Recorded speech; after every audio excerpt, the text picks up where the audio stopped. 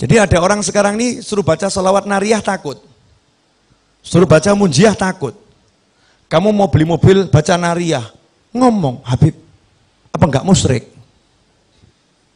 Apa enggak cinta dunia itu, Habib? Masa sholawat buat beli mobil?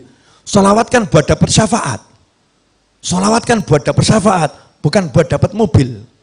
Masya Allah. Koplak ini. Ini gagal paham tingkat tinggi. Gagal paham tingkat tinggi. Sholawat itu jangan kamu batasi dengan satu kata syafaat. Syafaat itu salah satu bagian dari manfaat sholawat. Tapi di antara manfaat sholawat, saya jabarkan 3 menit, perkara 3 menitnya melar jadi 30, wallahu a'lam. Boleh ya? Coba saya jawab pertanyaan saya dengan jujur. Kalau Anda pengen sesuatu urusan dunia, pengen mobil, pengen rumah, pengen punya pasangan hidup, pengen punya apapun yang ada di dunia ini, mintanya ke siapa? Mintanya ke siapa? Jawab yang keras, mintanya ke siapa? Allah, betul? Kalau Anda pengen sembuh dari sakit kepala, mintanya ke siapa? Kalau ada orang pengen sembuh dari sakit kepala, mintanya ke obat. Itu musyrik atau enggak musyrik? Musyrik. Kalau ada orang mau beli mobil, mintanya ke duit. Duit, aku mau beli mobil. Musyrik atau enggak musyrik? Musyrik. Ada orang mau sukses, mintanya dengan perencanaannya. Musyrik atau mukmin? Musyrik. Semua harus berawal dari Allah Subhanahu wa taala. Sakit kepala, ada obat, pengen sembuh. Allahumma sembuhkan sakit kepala saya. Ambil obatnya. Tahu ini sarana, diminum dengan minta kekuatan dari Allah. Bismillahirrahmanirrahim. Betul? Kalau mau beli mobil, minta sama Allah. Ya Allah, beri saya mobil. Ambil duitnya, berangkat ke toko, beli mobil. Tapi mintanya pada Allah Subhanahu wa ta'ala. Betul atau betul? Pertanyaan selanjutnya. Kamu mau beli mobil, tapi duitnya nggak cukup. Maju atau mundur?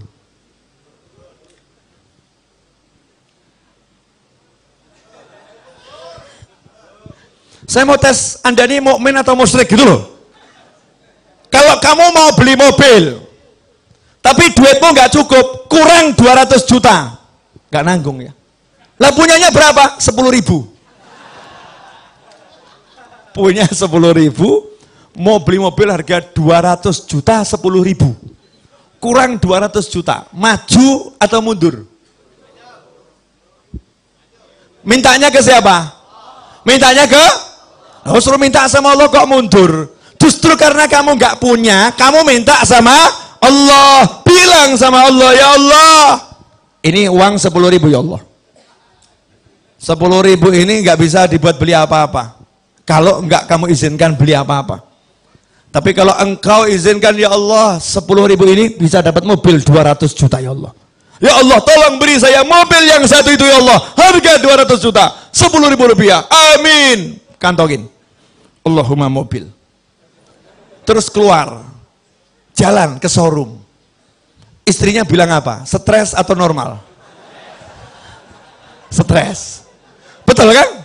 Karena istri yang ngukur, uang 10.000 mau beli mobil. Betul kan ya? Allahnya dibuang. Ini loh akidah yang semerawut. Akidah yang semerawut. Nanti saya akan jelaskan dari Al-Quran, hadis Nabi, kehidupan para ulama, kehidupan sahabat, kehidupan orang yang normal. Kita ini yang nggak normal. Kita yang sakit. Yang sakit nih kita. Boleh saya jelaskan? Nah, jadi kalau minta ke siapa? Allah. Minta tolong sama siapa? Allah. Betul? Kalau minta sama Allah dengan muji-muji Allah.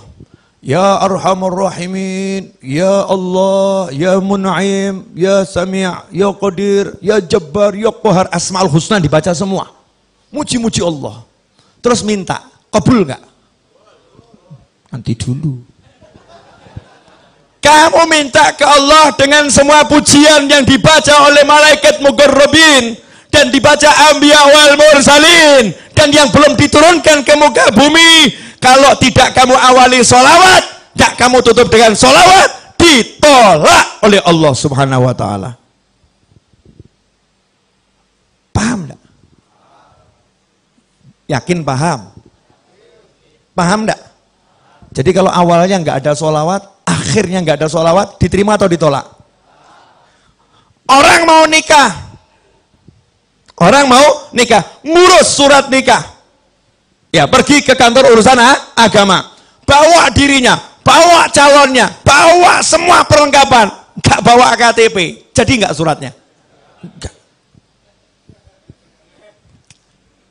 Bawa uang 200 miliar, beli tanah, mau buat perjanjian jual beli, KTP nggak punya, kepake nggak duitnya? Enggak, KTP penuhi dulu, baru nanti dilanjutkan tahap berikutnya. Betul? Kamu puji-puji Allah, Allahnya bilang kalau kamu nggak bawa nabiku, minggato, silahkan pergi. Dan itu dibuktikan dalam sholat dari awal sampai akhir Allah semua. Bahkan Al-Quran, Al-Fatihah, Kitab. Habis itu kamu baca 30 juz. Giliran at-tahiyat, kamu udah puji-puji Allah, at-tahiyatul mubarakatul sholawatut thayyibatulillah, kamu syahadat. Tapi kamu nggak mau sholawat. Kamu nggak mau sholawat sama Nabi di at-tahiyat akhir. Apa kata Allah? Selesai, batal sholatmu. Tidak aku terima. Masya Allah. Berarti sholawat nih penting atau super penting? Lah kok kamu khutbah Jumat, satu masjid nangis, Allah Habibnya luar biasa, blek semaput, Masya Allah Habibnya hebat, Allah, pojok blek mati, serangan jantung karena teriak rindu sama Allah, Allah disusul sebelahnya blek mati. Hari itu dalam khutbah Jumat 50 korban nyawa melayang karena rindu sama Allah. Cuman sayang, khotibnya lupa, gak baca sholawat di dalam khutbahnya. Pertanyaan saya, khutbahnya sah atau batal? Sah atau batal? Sholatnya jadinya sah atau batal? Batal. Yang batal khotibnya atau semuanya? Semuanya. Gara-gara ngapain? Melupakan sholawat. Kalau kamu lupakan nabiku, aku tak butuh dirimu. Allahumma sholli wa sallim alaihi. Sholawat. Makanya Habib Kiai guru pinter, cerdas. Santri-santri murid-muridnya diajarin, kalau mau minta sama Allah, sholawatin dulu. Betul kan? Sholawatin dulu. Anak Pak Camat, sholawatin bapaknya. Allahumma sholli ala Sayyidina Muhammad. Allahumma sholli ala Sayyidina Muhammad. Bapaknya ajak maulid, diundang buat maulid di rumah, bapaknya diundang, Pak Camat diundang. Gak paham Pak Camat nih, kalau anaknya lagi dibidik nih, nawaitunya Allahumma berkat maulid, Allahumma sholli. Terakhir selesai, makanya doa maulid manapun berjanji, burda, simtuduror, dibak, doa itu babnya akhir pasti, nggak di awal. Setelah sholawat baru apa? Doa, betul? Jadi kalau hajatmu pengen kabul, kamu pengen duit, kamu pengen rumah, mintanya ke siapa? Ke Allah. Pakainya apa? Sholawat. Gak pakai sholawat, ditolak sama Allah. Makanya kalau ada orang mengatakan, jangan gunakan sholawat untuk mobil, jangan gunakan sholawat untuk motor, jangan gunakan sholawat untuk hajat dunia, maka jawablah, lantas suruh pakai apa? Kalau nggak pakai minta sama Allah, suruh pakai duit, suruh pakai kerja, suruh pakai usaha, suruh mengandalkan ikhtiarnya, melupakan Tuhannya. Ajaran siapa ini? Ini bukan ajaran Nabi Muhammad SAW. Makanya orang yang nggak punya duit, kalau udah kenal Allah, kenal Rasulullah, nggak ada yang pesimis, optimis. Nggak punya duit, pengen beli mobil, jalan di kampung lenggak-lenggok. Ditanya, kemana? Showroom. Ngapain? Beli mobil. Duitnya ada? Belum. Nah terus proses sholawat. Tahap awal, sholawatin dulu. Sholawatin. Dianggap orang stres. Ini yang normal ini. Yang anggap stres itu yang stres. Bener. Nanti akan saya jelaskan. Serius. Yang kedua, dalil tidak terbantahkan. Dan ini yang punya Habib dan Kiai serta murid-murid dan kawannya. Yang lain nggak punya. Cari cek itu. Cari di Google nanti. Kalau nggak percaya, di Google kalimat ini pakai bahasa Arab. Ya. Satu-satunya amal yang tidak ditolak sama Allah hanyalah sholawat. Yang lain nanti dulu. Cek, recheck, tolak, terima, tolak, terima. Kalau sholawat langsung diterima. Meskipun kamu riak, meskipun kamu ujub, tetap diterima. Itu yang namanya sholawat. Habib, Yai, masa bisa sholawat mengalahkan sholat? Nah ini pemikiran gak beres ini.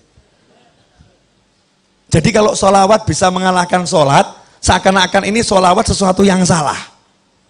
Nah, sholat itu ibadah, sholat itu ibadah. Kalau ada ibadah yang pahalanya memang secara khusus bisa lebih besar dari ibadah yang lain kan ya luar biasa. Dan yang namanya sholat itu bagiannya adalah sholawat.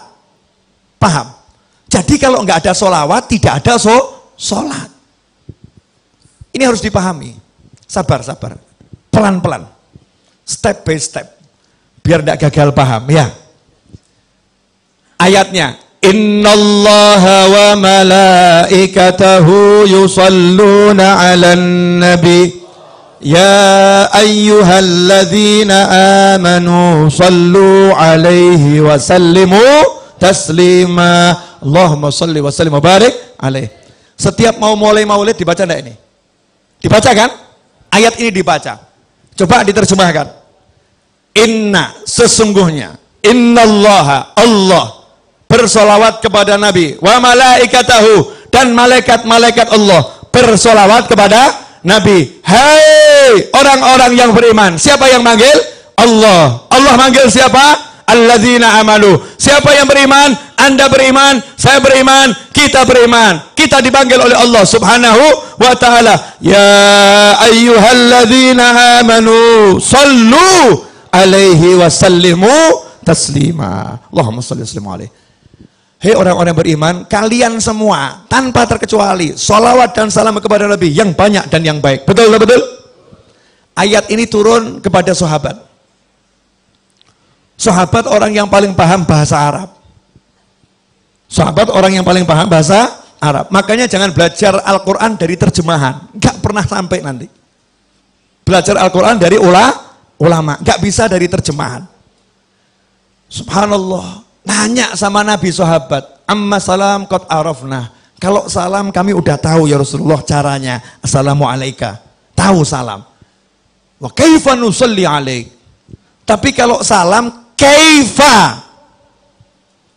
Mas sholah sama kaifa sholah itu beda. Kalau mas sholah, apa itu sholawat? Bentuknya apa? Bentuk. Bentuk. Tapi kalau kaifa itu bagaimana caranya bersolawat. Paham? Sahabat tidak pernah mempertanyakan bacaan solawat. Yang ditanyakan sahabat caranya bersolawat. Antara cara sama bacaan itu dua hal yang jauh berbeda. Sahabat nanya, kaifa nusalli alaik?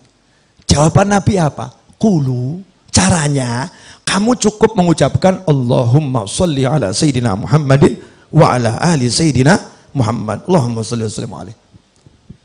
Bukan bentuknya. Kalau bentuknya macam-macam. Ada sholawat Ibrahimiyah, ya. Ada sholawat yang untuk keluarga Rasulullah. Ada sholawatnya sahabat, ya. Ada sholawatnya tabi'in. Ada sholawat Nabi yang diajarkan ulama di dalam mimpi. Macam-macam. Ada sholawat yang dikarang oleh para ulama. Bentuknya bebas. Bentuknya bebas. Caranya ini yang benar. Apa caranya? Ucapkanlah Allahumma sholli. Ya Allah, tolong kamu bersolawat. Solawat itu artinya doa. Makanya ketika sahabat diperintahkan bersolawat dalam Al-Quran, sahabat bingung. Doakan Nabi, doakan Nabi. Ucapkan salam untuk Nabi, doakan Nabi. Maka sahabat nanya sama Nabi, cara doakan Nabi gimana? Karena Nabi udah dapat semuanya. Gimana mendoakan? Maka sama Nabi diajarin. Kamu bilang saja sama Allah, ya Allah, tolong kamu yang doakan Nabi. Allahumma sholli. Ya Allah, tolong kamu yang bersolawat sama Nabi. Ya Allah, tolong kamu yang bersolawat kepada keluarga Nabi Muhammad SAW. Dah, sekarang dicek dulu. Cek. Pemahamannya udah nyampe belum? Yang merintah siapa? Yang dapat perintah siapa? Mukmin. Betul? Allah merintah kita untuk ngapa? Solawat. Solawat kepada siapa? Kepada Nabi Muhammad SAW. Nabi ngajarin kita bagaimana? Minta saja sama Allah. Allahumma sholli. Ya Allah, tolong kamu solawat sama Nabi. Betul? Ya Allah, tolong kamu solawat sama Nabi. Maka Allah jawab, innallaha wa malaikatahu yusholluna ala nabi. Allah dan malaikat udah terus-terusan selalu solawat sama Nabi. Kalian yang solawat sama Nabi. Kita jawab lagi, ya Allah, kamu saja yang solawat sama Nabi. Allahumma sholli ala sayyidina Muhammad. Ya Allah, tolong kamu saja yang solawat sama Nabi.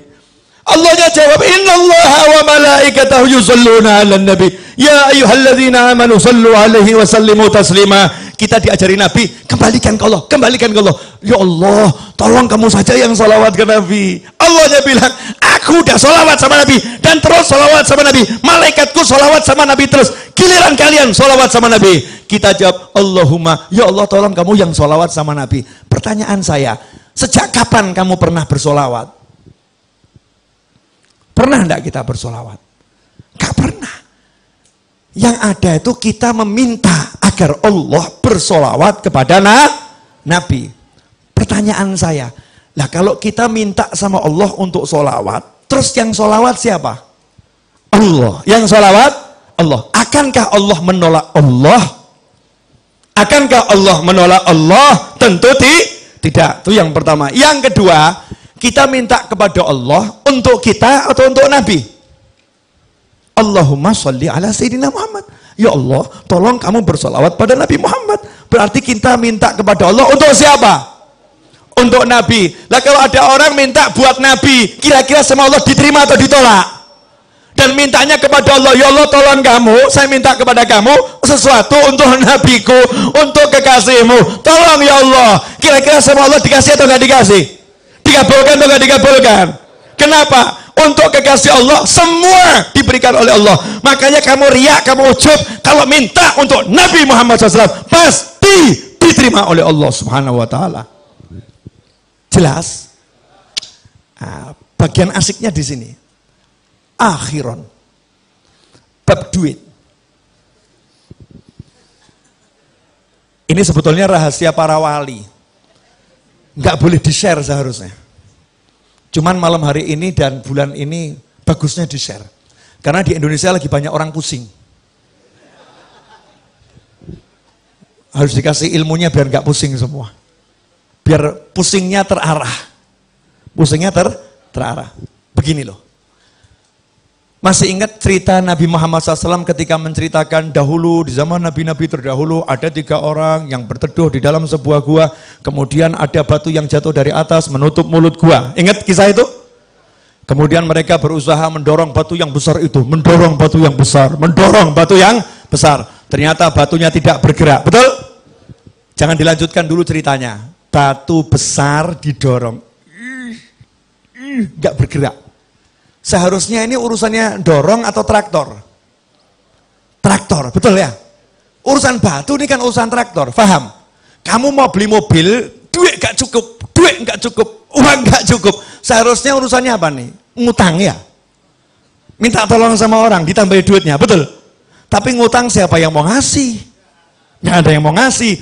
Ini dorong gak bisa, siapa yang mau nolong? Yang terkunci di dalam, gak bisa. Maka minta tolong kepada Allah Subhanahu wa ta'ala. Nabi mengajarkan mereka 3 orang yang minta tolong ini masing-masing berkata, ya Allah, saya pernah punya amal yang begini. Kalau amal itu kamu terima, ya Allah, tolong geser batu ini, betul?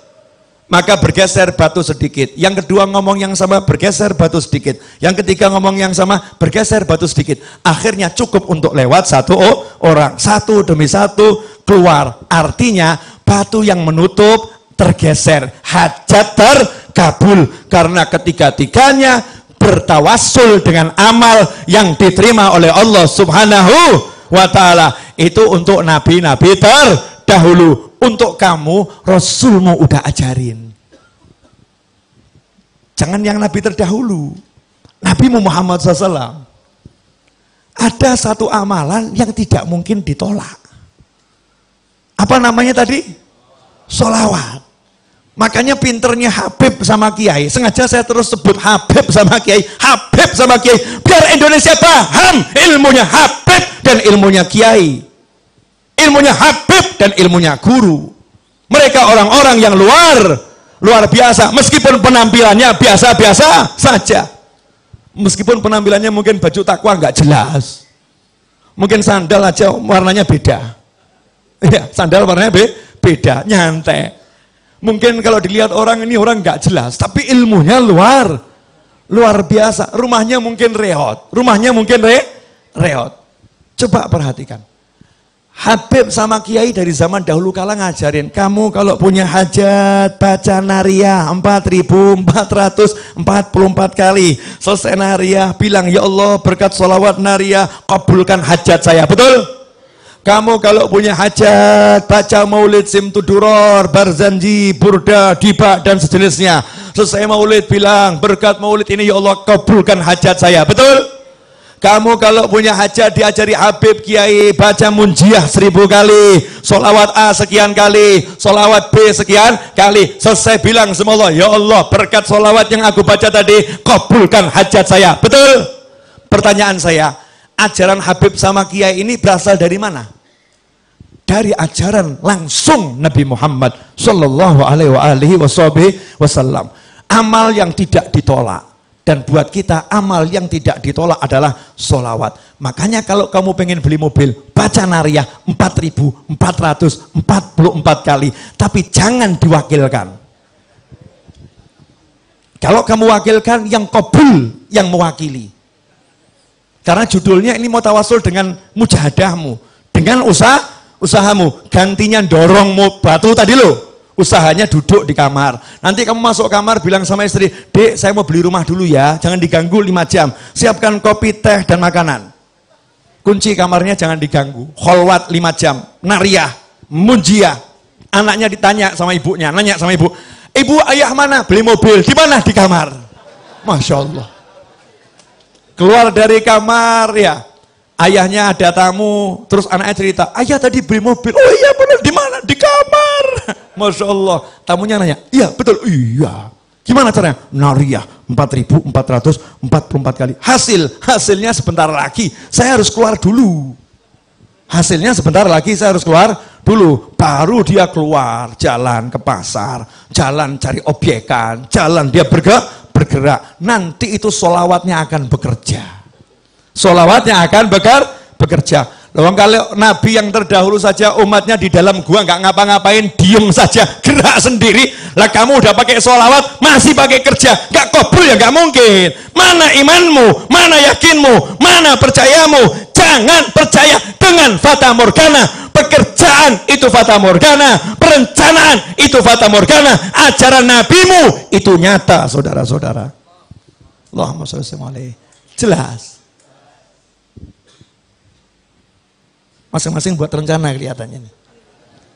Mulai pulang mau sholawat. Mau sholawat. Mujahadah, baca sholawat. Ini kalau semua ngamalin, sampai nanti sudah terwujud, komisi nggak nyampe Solo, awas. Oh, namanya guru tuh harus dapat komisi. Yang ngajarin kan ya. Perdagangan kan begitu kan ya. Yang ngajari kan dapat apa itu? Hak cipta ya. Royalti, nah, royalti gak usah banyak-banyak, udah 10%. Royalti 10%. Ikhwani rahimakumullah. Jelas yang saya sampaikan? Jelas? Sekarang hidup ringan atau berat? Ringan ya? Gak usah repot, kita punya Nabi Muhammad Sallallahu Alaihi Wasallam. Ada yang masih ngeyel, mungkin nonton orangnya. Sebentar. Masih belum puas? Oke, satu lagi. Yang di rumah tuh masih belum puas dalilnya. Wa may yattaqillaha yaj'al lahu makhrajan wa yarzuqhu min haitsu la yahtasib. Siapa takwa kepada Allah, Allah akan selalu memberikan solusi untuk masalahnya. Apapun itu masalahnya. wa yarzuqhu min haitsu la yahtasib, dan Allah akan selalu memberinya surprise rezekinya surprise, rezekinya kejutan, tidak bisa difikir dari mana datangnya, tahu-tahu muncul. Itu namanya min haitsu la yahtasib. Bahasa kerennya surprise, itu kerennya. Rezekinya surprise. Ayatnya itu, lihat asbabun nuzulnya. Asbabun nuzulnya tentang suami istri yang anaknya tertawan oleh musuh. Terus suami istri ini menghadap Nabi Muhammad SAW. Terus ngomong sama Nabi, anak saya ditawan musuh. Apakah Nabi kirim pasukan untuk membebaskannya? Apakah Nabi mengatakan, satu sahabatku nyawanya seperti nyawa seluruh umatku, maka akan kukerahkan seluruh pasukan untuk bebaskan anakmu? Apakah seperti itu? Enggak. Nabi mengajari, pulanglah kamu ke rumah, ajak istrimu, bacalah haula wala quwata illa billah. Maka sang suami pulang ke rumah. Sampai di rumah istrinya dikasih tahu. Apa jawaban istri yang solihah? Masya Allah, petunjuk yang luar biasa. Ini anaknya ditawan. Nabi nggak kirim pasukan. Nabi nggak kirim pasukan khusus. Nabi tidak buat perencanaan untuk pembebasan secara zahir. Tapi Nabi ngajari ngucap la haula wala quwata illa billah. Istri ini mengatakan, ini cara yang paling hebat. Ini petunjuk yang luar biasa. Sekarang suami pergi ke tempat kiai, pergi ke tempat habib, penuh dengan yang namanya masalah, kemudian diajarin Kiai Habib, baca Simtudurur di rumahmu setiap malam Jumat, akan selesai masalahmu. Pulang ke rumah, ngomong sama istri, istrinya menjawab, maulid lagi, urusannya duit kok suruh baca maulid, urusannya utang nggak selesai kok suruh baca maulid. Na'udzubillah, amin. Mana perencanaanmu? Mana strategimu? Rasulullah enggak membuat strategi, sahabatnya tidak suruh membuat strategi, suruh duduk zikir kepada Ilahi Rabbi. Hasilnya subuh, ketok pintu rumah, anaknya datang, assalamualaikum, rangkulan nangis. Anaknya datang bawa kambing sejumlah lembah itu ya, lembah. Di riwayat yang lain kuda sebanyak itu, masya Allah. Maka sang ayah ini langsung ngadep ke Rasulullah SAW. Ya Rasulullah, anak saya udah pulang, selamat, bahkan bawa rampasan perang. Ternyata anaknya ketika ditawan, yang nawan dibuat tidur sama Allah. Kemudian anaknya bisa melepaskan ikatannya. Anaknya kemudian melarikan diri. Dan ternyata kambingnya saat itu, atau kudanya saat itu, semua ikut sama anak tersebut ke Madinah Nabi Muhammad SAW. Sehingga sampai depan pintu, orang tuanya bahagia, anaknya bahagia, kambingnya juga bahagia.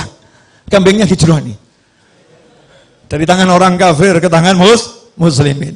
Apa kata Nabi? Muncullah itu turun ayat, wa may yattaqillaha yaj'al lahu makhrajan wa yarzuqhu min haitsu la yahtasib. Makanya kalau kamu pengen solusi, kamu pengen rezeki, jalannya takwa. Dan salah satu jalan takwa yang terbaik adalah sholawat pada Nabi Muhammad sallallahu alaihi wasallam. Makanya kalau ada orang mengatakan jangan jadikan sholawat untuk cari dunia, orang ini tidak paham ilmunya Allah dan Nabi Muhammad SAW. Justru kalau kamu butuh dunia, pakailah akhiratmu, pakailah Allahmu. Itu namanya orang yang mengandalkan Allah subhanahu wa ta'ala. Jelas semuanya? Alhamdulillah. Teriak-teriak udah selesai. Baju sudah tembus, ya, kaos sampai ke depan basah kuyup. Sudah saatnya pertandingan diakhiri. Kesihan para santri yang sejak sebelum kita datang sudah duduk di sini, ya, dan nabuh rebana dengan penuh energi menunggu hidangan yang dinanti-nanti. Tak kunjung keluar hidangan itu karena Habib Novel yang tak tahu diri. Saatnya hidangan, kalau memang ada yang mau dikeluarkan. Saat hidangan nanti keluar, saya undur diri. Karena sejak pagi saya belum istirahat. Saatnya saya istirahat karena besok pagi saya harus ngajar di Kemang insya Allah, di Masjid Al-Ibadah. Ya. Setelah itu saya insya Allah harus ngajar di Bintaro, di Masjid Bintaro Sektor 9 insya Allah. Setelah itu saya ada janji kalau jadi mau ngajar sama Ustadz Yusuf Mansur di daerah Cibubur insya Allah. Setelah itu saya balik ke Solo, Jumatnya adalah Maulid Akbar Majelis Ar-Raudhah. Saya undang Anda semua, nggak datang bukan teman saya. Nah, Bib, jauh Bib. Ya udah, kalau nggak bisa datang ke Solo, datang lewat handphone masing-masing. subscribe channel YouTube saya segera. Habib Novel Al-Idrus ya. Subscribe channel YouTube Habib Novel Al-Idrus. Ikuti siaran langsungnya. Jangan khawatir, channel saya bukan untuk cari uang. Channelnya tidak ada monetasenya, tidak ada iklannya. Tidak ada iklannya. Murni insya Allah untuk sarana dakwah. Biar gampang kita belajar bersama. Dan terakhir, pengumuman dari saya buat buku baru namanya atau judulnya Telaah Hikmah 40 Hadits Arba'in Nawawiyah. Buku itu tebalnya 240 halaman, ukurannya 14 x 21 kurang lebih. Harganya kalau beli di Solo langsung Rp100.000, kalau dikirim Rp120.000 untuk Pulau Jawa termasuk Jakarta, karena orang Jakarta tidak mau disebut orang Jawa. Jadi perlu dikasih keterangan ya.